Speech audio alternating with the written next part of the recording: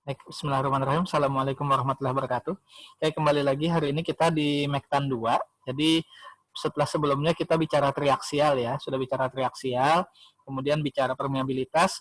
Sekarang kita masuk ke bagian kekuatan kuat geser tanah, yaitu shear strength. Nah, dalam hal ini saya akan sharing sekilas tentang konsep lingkaran Moore, meskipun nggak detail, karena saya sendiri baru belajar lingkaran Moore detail itu di waktu S2. Tapi yang penting kalian tahu dulu apa itu lingkaran Moore. Next. Nah, seperti waktu materi triaksial, jadi kekuatan tanah itu ada pada gesernya. Jadi kita biasa bilang kekuatan tanah itu shear strength. Nah, shear strength of soil. Kita melihat di 3 dimensinya, yaitu ada dari arah sumbu Y, ada sumbu X, ada sumbu Z. Di mana di sini ada sigma 1, sigma I, yaitu tegangan normal sejajar sumbu I di sini, dan ada sigma I, ada theta IZ, yaitu tegangan tangensial paralel sumbu Z dan tegak lurus sumbu I atau tegangan geser di sini. Nah, ini di sini. Jadi ada tegangan arah X, ada tegangan arah Y, ada tegangan arah Z.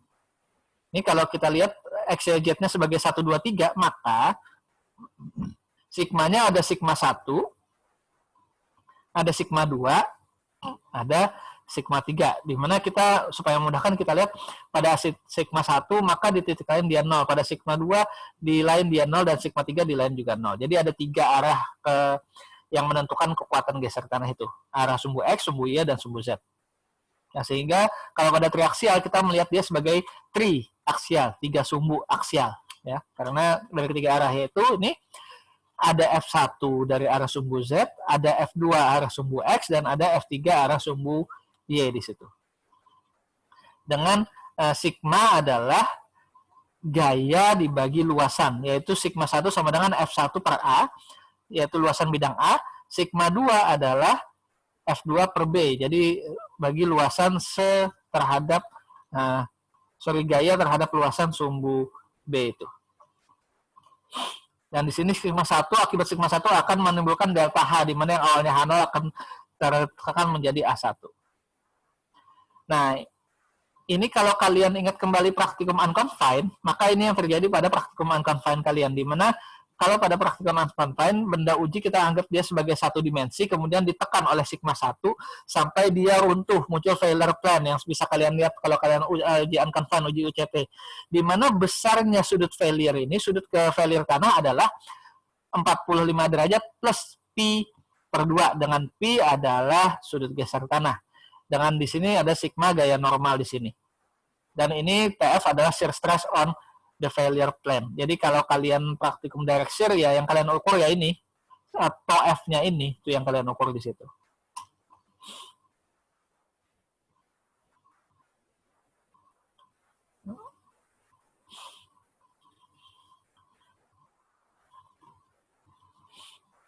Nah, sekarang tegangan normal dan tegangan geser pada satu bidang. Kalau pada satu bidang pada failure-nya tadi, maka kalau kita lihat kertas, kita geser kayak gini, kertas, misalnya ini kertas, saya geser gini. Nah, ini kan ada ujung sini, ada ujung sini yang tertarik, sehingga akan tertarik di B dan di D di sini, sehingga muncul tegangan normal di bidang EF dan tegangan geser di bidang EF juga di situ. Kemudian apabila gaya-gayanya itu dijumlahkan, maka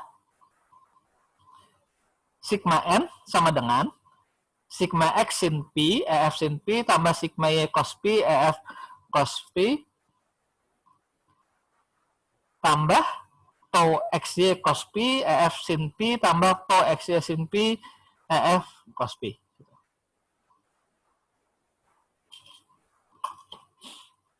Sehingga kalau disederhanakan menjadi sigma N sama dengan sigma X sin kuadrat P tambah sigma Y cos kuadrat P tambah 2 tau XY sin 2P. Gitu. Dimana sigma N sama dengan sigma Y tambah sigma X per 2 tambah sigma Y min sigma X per 2 cos 2P tambah tau XY sin 2P. Nah, kalau dijumlahkan sejajar sumbu T, maka diperoleh hasil akhirnya adalah tau N sama dengan sigma Y min sigma X per 2 sin 2P min tau XY cos 2P di situ.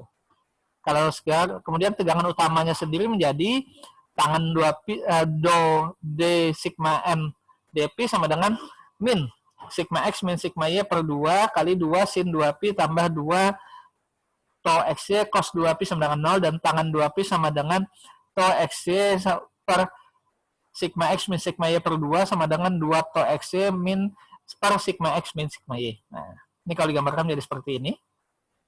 Sehingga diperoleh, yaitu yang kita bahas di aksial, ada sigma 1 searah vertikal dan sigma 3 yang bekerja dari dua sumbu. Di mana sigma 1 atau sigma max adalah sigma X tambah sigma Y per 2 tambah akar sigma X min sigma Y per 2 kuadrat tambah tau XY kuadrat. Dengan sigma 3 sama dengan sigma min sama dengan sigma X tambah sigma Y per 2 min akar sigma X min sigma Y per 2 kuadrat plus tau kuadrat XY. Nah, dari sigma 1 dan sigma 3 inilah muncul teori lingkaran Moore dengan metode kutub seperti ini. Dengan perjanjian tanda tau positif jika menghasilkan arah berlawanan jarum jam. Jadi kalau di lingkaran Moore, tau itu positif kalau berlawanan arah jarum jam.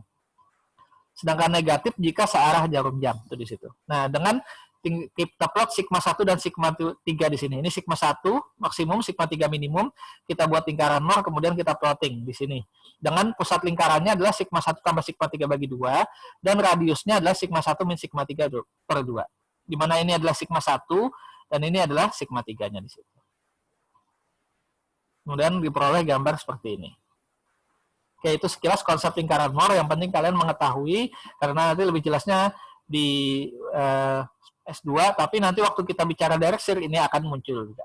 Oke, sekian untuk lingkaran Moore. Terima kasih. Assalamualaikum warahmatullahi wabarakatuh.